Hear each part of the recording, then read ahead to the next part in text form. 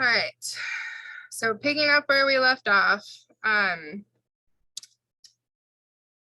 of the things that happened while we were still kind of in allowing, I guess, for states to kind of take a pause, we didn't quite know if we wanted to follow USDA's rule yet, and COVID was about to hit. So what a lot of lawmakers started to do, and actually from the podcast from last week, and I do have a video this week that also features Kalen Castor. He's one of those people that really, whether you want to call him a lobbyist, although he did actually help write some of this legislation. So he's like very actively involved in the laws being created, where the industry is moving. So they kind of saw a chance in 2019. They actually tried to get cannabis or marijuana legalized then, but that did not pass. But one of the things that they did do is the hemp extract law. So 2019, the governor did sign that in. It was introduced by Senator Jen Metzger, which I think she might be in the Office of Cannabis Management now, and Assemblywoman Donna Lopardo. And so what they were trying to do is actually start to create these the biggest thing I took away from that law was creating a uniform label to sell the product in. And I actually really, really liked that. But they did a few other things too with this law. Establish a state permitting process for growers, processors, and sellers of hemp extract, requiring laboratory testing of products and specific product labeling. So there's the link that describes a little bit about what happened with the hemp extract law. But I'm not going to pull it up because there's not a ton to it. But what they hope to do with writing this law was establish labeling and manufacturing standards for all products that were sold in state, and therefore, again, maybe make our products produced in state look better than what you could purchase, online from out of state. That everything is super clear on the label. You know exactly what you're getting. How much you need to take if it's a tincture like this. What it's made with, and even having these like QR codes on there, which lead you to the testing results. So, like I said, the labeling I thought was super important. This particular one, SunMed, might be I did buy their products at a convention, so it might be their main company is in Florida. I can't remember if maybe they have a manufacturer here in the state. But in order for even from them in Florida to sell the product here in New York, they still have to meet our labeling law then. So it needs to say how many milligrams of CBD it has, which just has 500. It needs to say if it has THC or not. This one would have a little bit of THC in it. Obviously, it has to be under the 0.3%, but there is some there because this one here I have says 0 THC. It lists a few other cannabinoids: CBD, CBG, CBC, CBN. Serving size 1/2 milligrams per milliliter. It's about 16. And the ingredients, it's got organic MTC oil and hemp extract. It's got the lot number, the expiration date, distributed by that information. These statements have not been evaluated by the Food and Drug Administration. This product is not intended to diagnose, treat, cure, or prevent any disease. Consult your physician before use. For use by adults 18 plus, keep out of reach of children. All right, so like all of those things were required on the label. I've got a checklist on the next slide, but this extract law also helped define hemp extracts like CBD as dietary supplements, which was really helpful. So I can actually find my candy.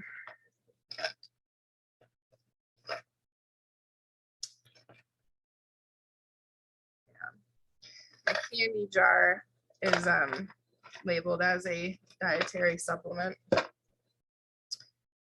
And then again, it was just kind of thinking where the future of this industry is going to protect from big pharma being a major player in the industry instead of all these small farmers, and then possibly to get in front of any FDA rulings that might say like it's illegal to label hemp as a dietary supplement, which doesn't really seem like that's the case. But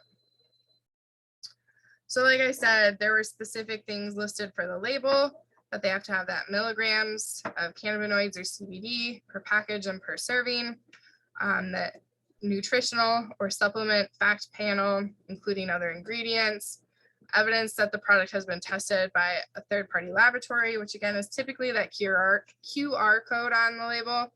I know that you guys really aren't going to see it in the image or in my video, but I did pull it up on my phone, and it takes you to this here. So this is again the SunMed company, and they actually have all their lab reports posted. So you can go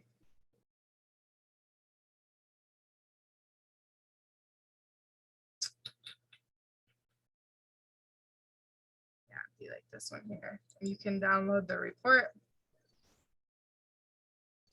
that shows everything that was tested. You can see that total THC, total CBD, right? And oh, they also tested pesticides, show that those weren't present. Microbial analysis, mycotoxin, heavy metal. Very cool. So basically then, I know this product's safe to consume, which is really, really helpful. Oh, sorry, push the same thing. So it was definitely an improvement. And the checklist that's up there now is on Office of Cannabis Management because they're the retail people now. So all that information is up there. To show you another example, this is from New York, Berkshire Hemp. I'm sorry, it's so blurry. I had to peel the label off the bottle and then scan it. And I no longer have it with me. So, but hopefully you can see some of the things on this image that again, it follows the checklist on that previous slide, that it says it's a dietary supplement because now it can say that, which is really nice. It kind of puts it in like the gray area of the FDA. So the FDA doesn't have to like, I guess, prove the statement. It gives you the supplemental facts, serving size, half a dropper, approximately 1 milliliter, amount per serving, the lot number, manufacture date, and again, the QR code there on the bottom left would take you to their lab results.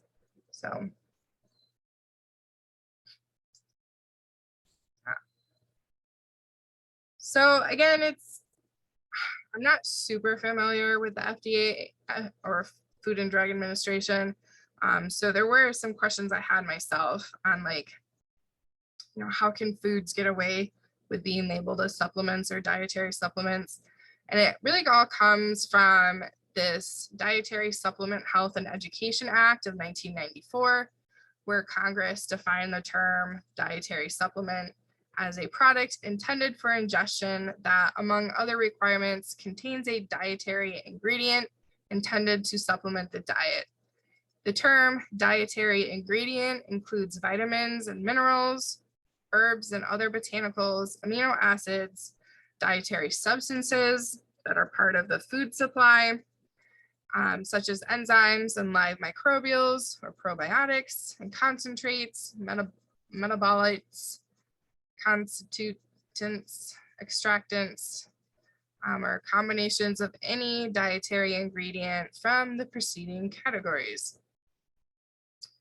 Dietary supplements may be found in many forms, such as pills, tablets, capsules, gummies, soft gels, liquids, and powders. They can also be in the same form as conventional food categories, such as teas or bars, but only if the product is not represented as a conventional food or as a sole item of meal or the diet.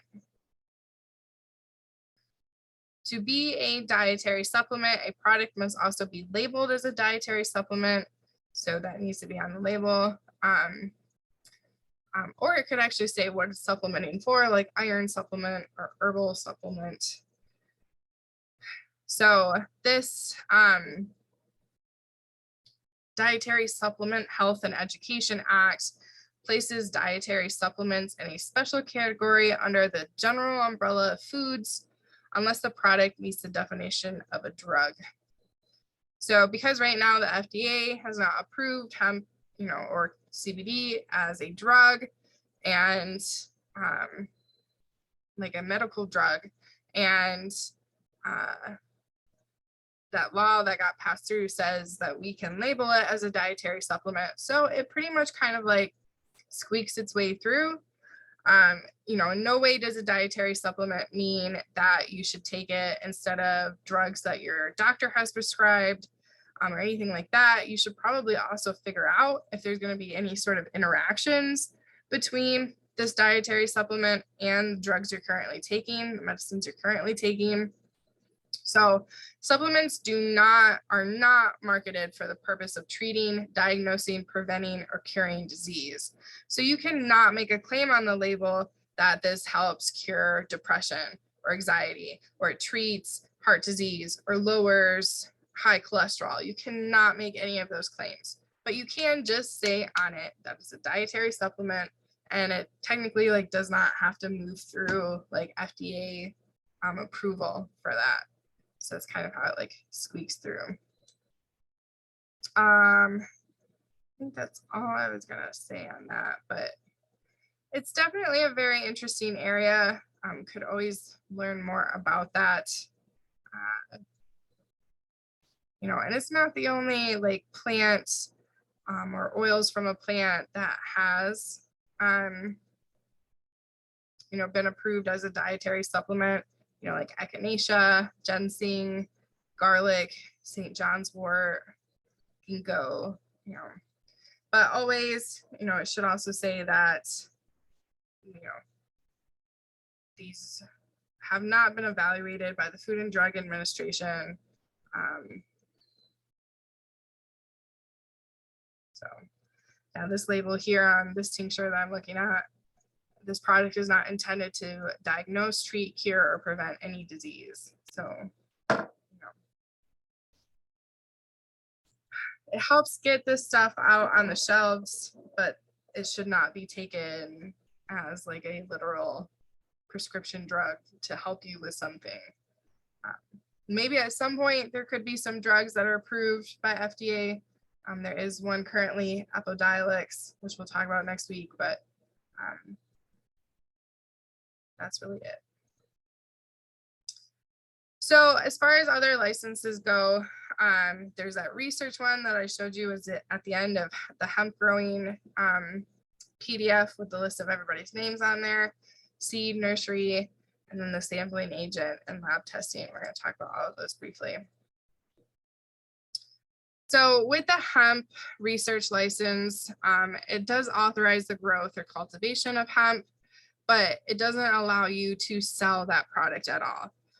So what I do here is pretty much research, and I did consider maybe just doing a research license, but then it does not allow me to sell the flower. And what if I had a really good year that I got plenty of data from, and I still have plenty of flower left, and what if I want to make a little bit of money off of that for college? So, it costs the same. It's still a $500 application fee. It's still a 3-year term. So I decided to just stick with the normal hemp growing license. So I can do the same things as the research license, but then also sell it at the end of the year. The seed retail license. So this is a kind of normal license anyways that Ag and Markets always had. Really for any kind of seed retail, you have to have a seed retail license, but it's going to now include hemp seed as well. So it's a separate application. It's $100. It's a 3-year retail license, and that allows you to sell the seed.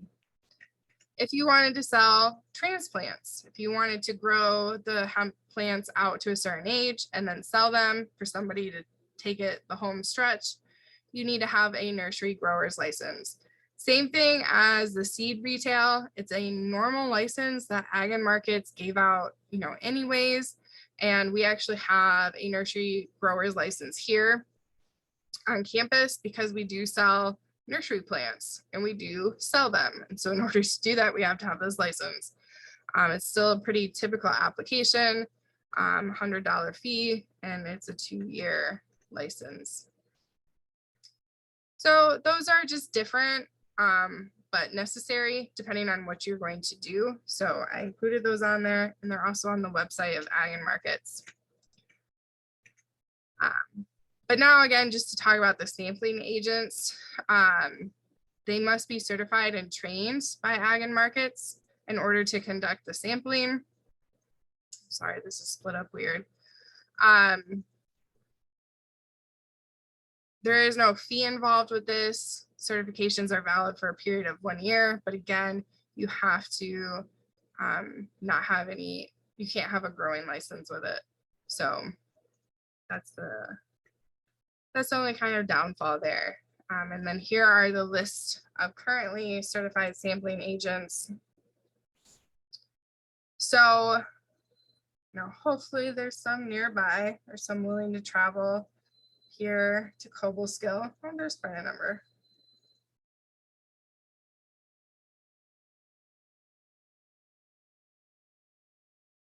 Either in Schoharie County.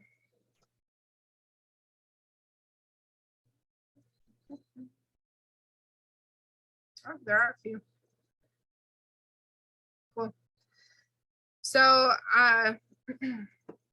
this is going to become important for growers when it comes time to harvest. And I think I have a little bit of details on when it gets close to harvesting towards the end of this. But you have to contact a sampler and have them come and sample your field. So, it's a little bit of extra work on the grower. It's a little bit different. Like I said back before, I used to be able to just go out and sample my field and send that off. Now I've got to make plans with somebody that's on the certified list, but makes sense, the changes that they made for that. So I'm not complaining.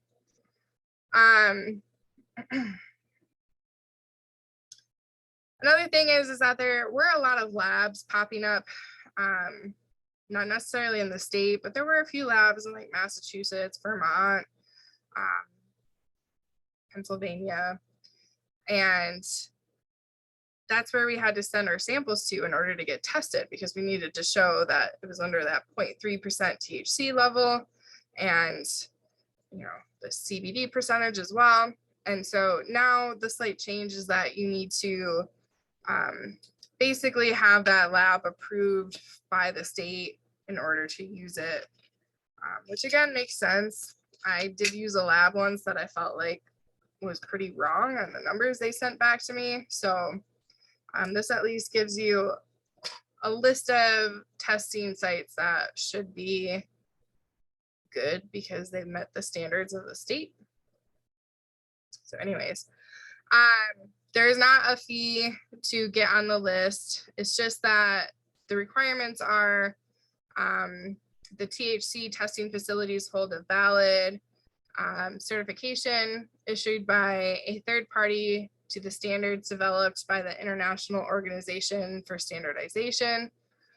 Testing facilities must use post-heat decarboxylation or other similarly reliable methods approved by the USDA that considers the potential conversion of THCA into THC. The formula to calculate this conversion is delta 9.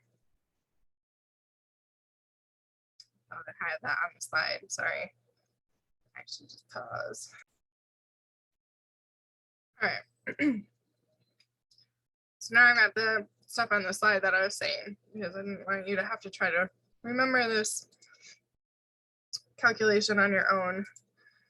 So they need to, be verified by a third party that they meet the International Organization for Standardization, which again just goes back to the testing and making sure that their equipment and their standards are the same as what everybody else is using.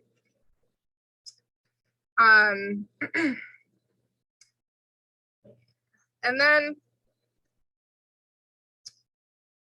that they either use post decarboxylation to convert THCA into THC, or that they use this formula to determine it.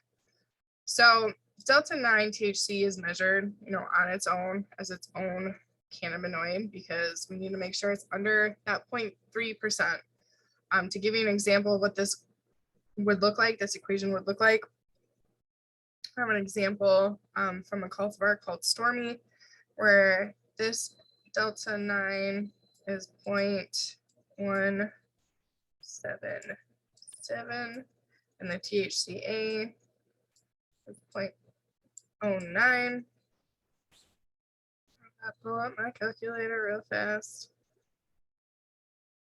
All right, so 0.09 times it by 0.877.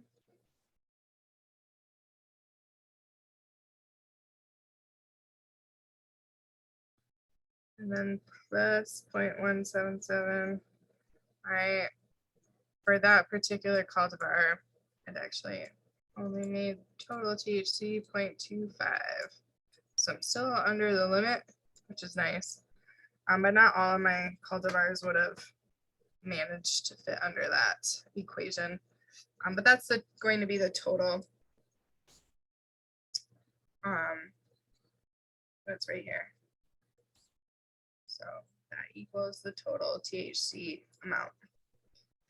And then labs must also estimate and report a measurement of uncertainty. So it's kind of like the error statement. Did all the THCA get converted? Are you just using the formula, which has its own measurement of uncertainty with it? So that needs to be included. And then this doesn't need to be on the testing report.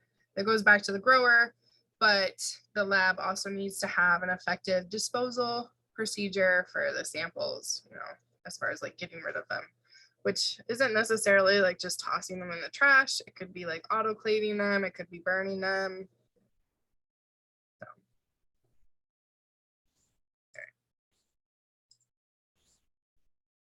So there's the current list of laboratories, which I had on that previous slide too, that I pulled up. There's not a ton out there. And, really the lab just needs to contact New York and make sure that they can like verify all those things that were on the slide. But right now there's only 22 labs and not a lot in New York. There's only 3 in New York. And the one that I use in Massachusetts isn't on this list, so I can't use that one anymore. I have to use one off of this list, which is a little bit unfortunate. Hopefully, I guess they go through with this soon.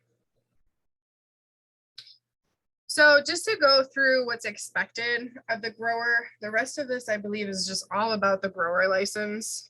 You get the application or you turn in the application, the fee, you get your sheet of paper, normal sheet of paper that says you have a license to grow. What happens after that? So inspections are a thing. All registered locations are subject to inspection by the department as often as necessary to ensure compliance with state and federal regulations, and to determine that reports, records, and documentations are accurate and complete. So there is a lot more like record keeping and reporting that needs to be done now. I had to do it a little bit with our previous license. It seems to be a little bit more intense now, but again, it's all right. So again, for sampling, it's typically around the harvest date. So there's a pre-harvest report that needs to be turned in at least 30 days before the anticipated harvest date of each individual hemp lot. Growers are responsible for selecting certified sampling agents and identified THC testing facilities from those lists that are on the department's website, and they probably get updated, each month. Growers are responsible for communicating any special laboratory procedures or shipping requirements to the sampling agents. Once the report is received by the department, it will be reviewed by a horticultural inspector.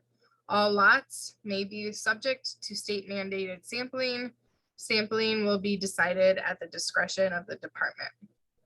The department will notify growers if they have been chosen for sampling, and the department will notify the selected sampling agents of the samples required, and the sampling agents will collect the regulatory samples and send them to the growers' preferred testing facilities.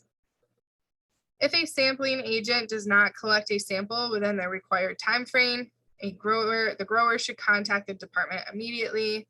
Growers are still responsible for all costs of sampling, shipping, and testing of hemp samples. Growers must have approval from the department to harvest, and they must be harvested within 30 days of that sampling date. So definitely a little bit more details on this. It used to be that I just had to turn in the report and my test results from the lab and I was good to go. Now you've got to get in touch with a sampling agent, send it off to one of those specific labs, hope that you're not hot with too high of THC amount, that sort of thing. Oh no, this is where I had that formula. I knew I had it somewhere. So yeah, this is pretty much going to repeat what was required of the testing facilities. But after December 31st of this year, 2022, all THC testing facilities must also be registered with the Drug Enforcement Administration, or DEA. So that's kind of a new one too. But so yeah, they need to have the total THC on there. They need to have the distribution range. THC delta 9 needs to be less than 0.3% on a dry weight basis. A grower may request one retest of the original sample if the grower has good faith belief that the original test result was an error, but no more than 2 official samples per lot will be considered by the department. So again, hopefully everything goes fine with that. This is a new one too. You are required to report to the USDA. So like I said, we do pretty much work alongside the lines of the USDA hemp program anyways. But the United States Department of Agriculture requires that all producers report hemp production of any size to the Farm Service Agency, or FSA. Growers must file an FSA 578 report of acreage to the FSA within 10 days of planting hemp. Please review the FSA reporting guidance for more information. This one is new. It's something that I'm actually working on now to get approval to start growing hemp by seed. So I have been working with an agent at our local USDA department to get an account going and everything. It's moving super slow, so definitely get this done as soon as possible. But there's a whole reporting package that's required for ag and markets too. You need to turn in a planting report, which is telling them when you're going to plant and where and what. Within 20 days of each planting, a pre-harvest report, which is 30 days before harvest, post-harvest report due within 15 days of harvest, disposal report, remediation report, theft report, non-compliant hemp report, all of this stuff.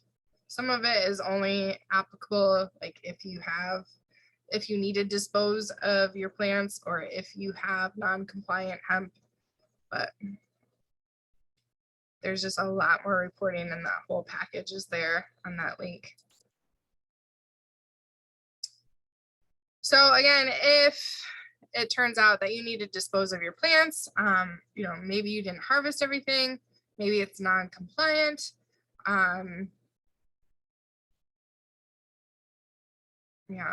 Remediation is just for when sample tests are over the acceptable THC level. So for disposal, a grower shall dispose of and document the disposal of non-compliant hemp within 5 days of receiving non-compliant test results. The method of disposal needs to be approved by Ag and Markets and verified by either a department horticultural inspector, photos, videos, or other proof of disposal. This could be off-site disposal by DEA, registered law enforcement agency, on-site disposal at the farm, by plowing under, mowing, composting, tilling, disking, burning, or bury. A grower may remediate non-compliant hemp by one of these methods: disposing of all flower material and salvaging the remainder of the plant, or bending, chopping, or shredding the entire plant into a uniform, homogeneous biomass.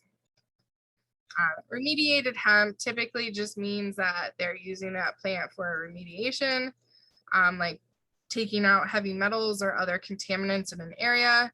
Typically are not going to want to consume that anyways. So all remediated hemp is typically always going to be disposed of, and it needs to be separated from any other hemp, clearly labeled as hemp for remediation purposes, and again, typically gotten rid of. Record keeping. All license holders must keep and maintain accurate records on the cultivation, sampling, shipping, testing, harvest, disposal, and remediation of hemp for at least 3 years, because these records could be viewed anytime by a horticultural inspector. So of course, there's lots to do. There's lots to do on the growing side, the processing side, and it means that some people might accidentally fail to adhere to certain parts of this. So those are violations and things can happen. It could include suspension or termination of their license, and that's depending on the number and extent of the infractions or violations. Failure to comply with the program is divided into 3 categories: infractions, negligent violations, and culpable violations. Again, all of this information is on their website and even like in the packet of the application. Infractions occur when a grower fails to follow any of the requirements that are not more specifically addressed as negligent or culpable violations. Basically, it's like, a grower fails to exercise the level of care that a reasonably prudent person would exercise in complying with the requirements. Growing or handling hemp without a valid license, growing in an unauthorized location, producing cannabis with a total THC level exceeding 1%, failing to timely dispose of plants that are non-compliant, harvesting hemp prior to the collection of the pre-harvest sample. That should be done by a sampling agent. Basically it's just not following all these rules we just talked about. And I'm sure there's a lot of ways you can not follow these rules, but just don't do it, because the Ag and Markets could decline to renew, or it could even revoke, suspend, or impose conditions on an authorization or certification that's been issued by them. So don't want that to happen. So follow to the best of your abilities, everything that they are requesting of you.